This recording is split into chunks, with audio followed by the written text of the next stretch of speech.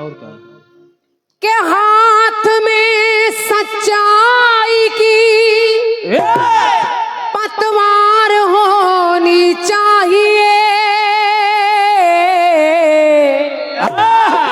और नौका हर सफर से पार होनी चाहिए।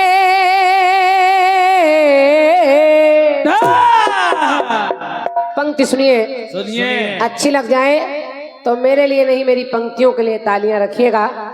मैं कह रही हूं कि हाथ में सच्चाई की पतवार होनी चाहिए और नौका हर सफर से पार होनी चाहिए। जंग के मैदान में चाहे मौत हो या जिंदगी, जंग के मैदान में चाहे मौत हो या जिंदगी, पर जीत हिंदुस्तान की हर बार होनी चाहिए। धन्यवाद, धन्यवाद आपकी तालियों के लिए। और बहुत बढ़िया ढंग से नीलम जी ने भी कार्यक्रम को विराम दिया है और का और इस कार्यक्रम में 4 चांद लगा दिए हमारे चचा आदनी दीक्षित जी ने। बहुत सुंदर गीत और खंड गीत के साथ उन्होंने आप सबका हृदय गदगद कर दिया है। एक बार उनके सम्मान में जोरदार तालियां आपकी बजनी चाहिए। बहुत अच्छा गीत और बहुत अच्छा खंड गीत गाया। चाचा की वजह से जल्दी छुट्टी पाई गई है। कहने सुनने की कुछ भी आवश्यकता नहीं है ना नीलम जी। रात गई बात गई, बीती ताही विसार दे आगे की सुधले। तो आपने जो भी कहा है, छोटे होने के नाते आप कह लीजिए, बड़े होने के नाते हम माफ किए देते हैं। जाओ क्योंकि सवेरा हो गया है, कोई फायदा नहीं है दुनिया भर की बातें करने से। जाओ। और जितने औजारों के नाम आप गिना रही हैं वो कोई नए नहीं है, वो सारे के सारे पुराने ही हैं। हमसे आप करें, आप कुछ पढ़ती नहीं है देश के बारे में, औजारों के बारे में। तो जितने औजार आपने गिनवाए वो कोई एक भी नए नहीं है। ना जो जिसका राफेल का नाम आप ले रही हैं वो अभी का नहीं है। जब मनमोहन जी की सरकार थी उस समय ये राफेल रखी गई। तो आप सोच लीजिए, मोदी जी ही 2 बार प्रधानमंत्री बन चुके हैं, तो वो पुरानी है कि नहीं है?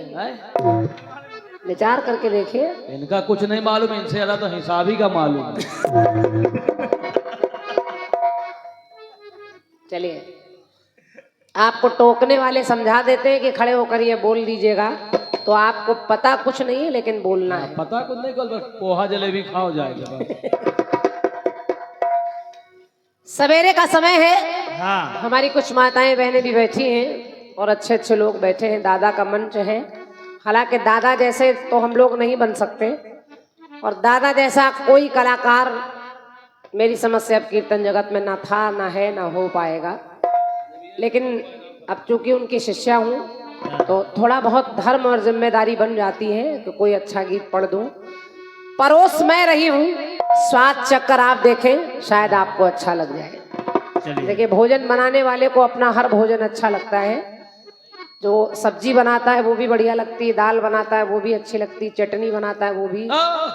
खाने वाले को क्या अच्छा लग जाए ये तो खाने वाले पर निर्भर करता है। तो मैं परोस रही हूँ उस थाल में, आप स्वाद चक्कर देखें, शायद आपको अच्छा लग जाए। चलो। एक गीत आया था, कौन सा? के जमाना तो करवट बदलता रहेगा, नई जिंदगी के फसाने बनेंगे।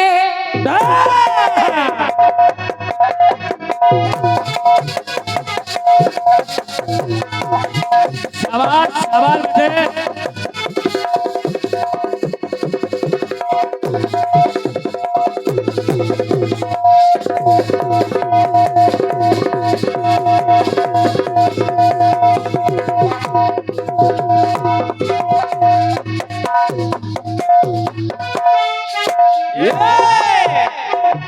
के जमाना तो करवट बदलता रहेगा, नई जिंदगी के फसाने बनेंगे।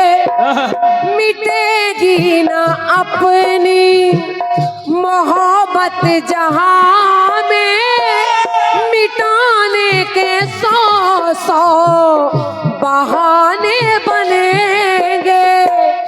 बहाने बनेंगे, मेरा प्यार वो है, मेरा प्यार वो है कि मेरा प्यार वो है, मेरा प्यार वो है कि मर के भी तुझको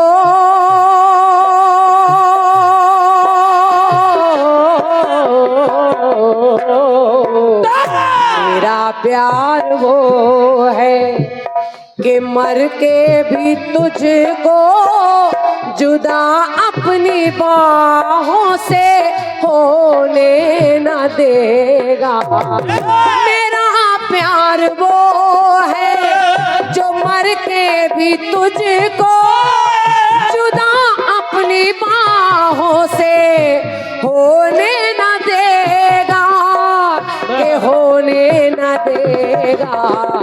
मिले मुझको जन्नत तो जन्नत के बदले खुदा से मेरा दिल तुझे मांग दे।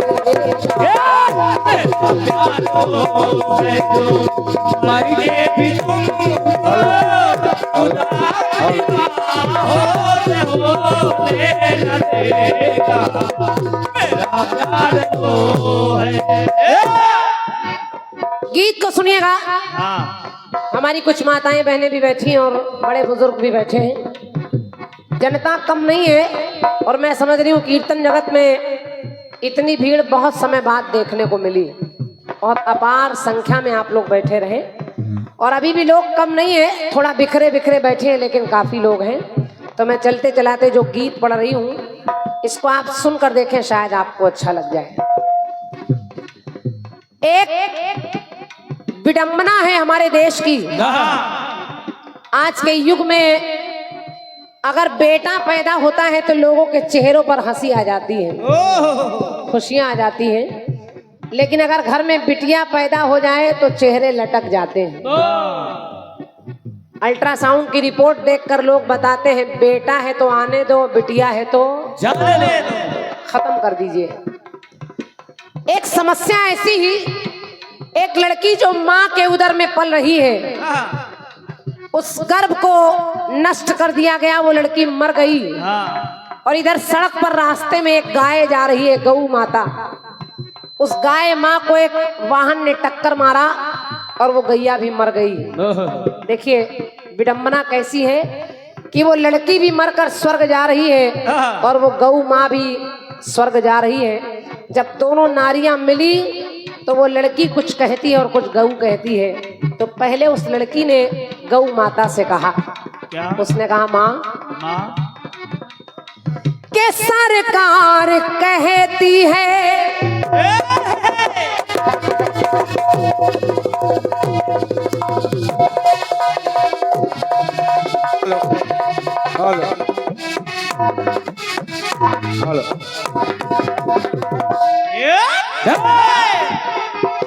उस लड़की ने कहा क्या?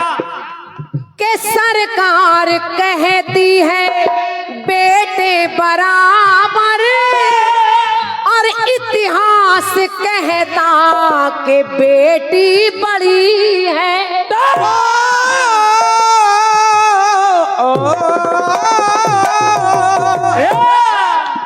क्या बात कि सरकार कहती कि बेटे बराबर इतिहास कहता बेटी बड़ी है। और साधु संत कहते, साधु संत क्या कहते क्या? कि साधु संत कहते देवी रूप बेटी, लेकिन आज के युग में माँ बाप कहते मुसीबत खड़ी है। माँ बाप को लगता है कि बिटिया बड़ी हो गई, तो ये बिटिया नहीं है, बिटिया मुसीबत है। साधु संत तो कहते हैं कि बिटिया देवी रूप है, लेकिन माँ बाप को लगता है कि बिटिया सयानी हो गई तो दहेज इकट्ठा करना पड़ेगा, किसी के आगे झुकना पड़ेगा। तो साधु संत कहते देवी रूप बेटी, माँ कहते मुसीबत खड़ी है, मुसीबत खड़ी है, मुसीबत खड़ी है, मुसीबत खड़ी है। भूमन भैया, भूमन राजपूत जी, आपकी ओर से 50 मुद्राएं हैं, भैया को सादर धन्यवाद है। और 21 मुद्राएं भैया और दे गए हैं, बहुत बहुत धन्यवाद। ये वाला माइक पूरी रात भर करंट मारता रहा है, थोड़ा सा इसको, ये कोरस वाला माइक ठीक है, देखो आप कितना प्लास्टर चढ़ाकर वो गा रहे हैं। ये शरीर में खून ज्यादा होगा। तो साधु संत कहते देवी रूप